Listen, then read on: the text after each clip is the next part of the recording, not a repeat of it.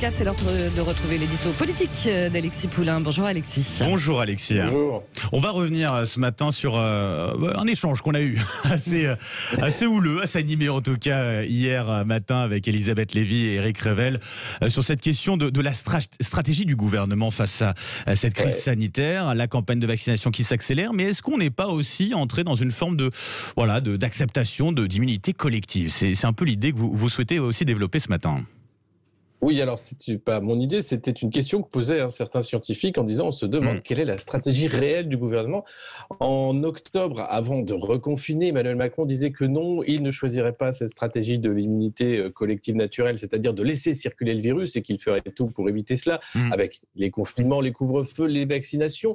Et puis on voit bien qu'avec le temps, la campagne de vaccination n'a pas atteint tous ses objectifs en temps et en heure, que les variants circulent sur le sol français comme jamais. Nous sommes un des rares pays à encore faire venir des avions d'Inde sans avoir particulièrement de protocole de quarantaine. Il a fallu plusieurs semaines, plusieurs jours avant également de couper les ponts avec le Brésil, enfin pas couper les ponts, mais de mettre en place des solutions de quarantaine, parce qu'encore une fois, il ne s'agit pas d'arrêter le commerce international, le voyage, mais d'encadrer par la quarantaine, par le test, l'arrivée ou non de nombreux porteurs de variants. Typiquement, cet avion qui venait d'Inde où personne ne portait le virus, et puis quarantaine à Hong Kong, et 12 jours après, 47 personnes sont positives au coronavirus. Donc ce n'est pas rien. Ce double mutant, comme on l'appelle, qui vient d'Inde, maintenant devrait inquiéter les autorités de santé françaises. Visiblement non, pas plus que le variant brésilien, pas plus que le variant anglais. Donc évidemment, ça commence un peu à se voir, et les scientifiques posent des questions, tout comme l'ouverture des écoles qui va réouvrir, bien sûr, les écoles vont réouvrir la semaine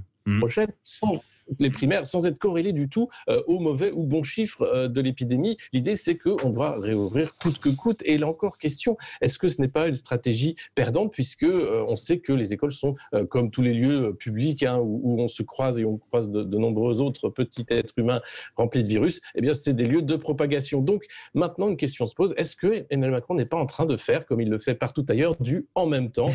Et en même temps, je confine, je mets des couvre-feux, j'essaye de vacciner, et en même temps, je laisse le virus se balader, parce que sinon, on n'est pas prêt de réouvrir l'économie, ou on n'est pas prêt de réouvrir ce pays. Et puis, il y a aussi les aides. Comme vous le savez, on est un des pays qui a donné le plus d'aides pour des secteurs sinistrés. Mais il n'empêche, aujourd'hui, il y a plus de 90 lieux de culture occupés parce que les professionnels de la culture n'ont pas de visibilité claire sur l'année blanche, sur la suite des opérations.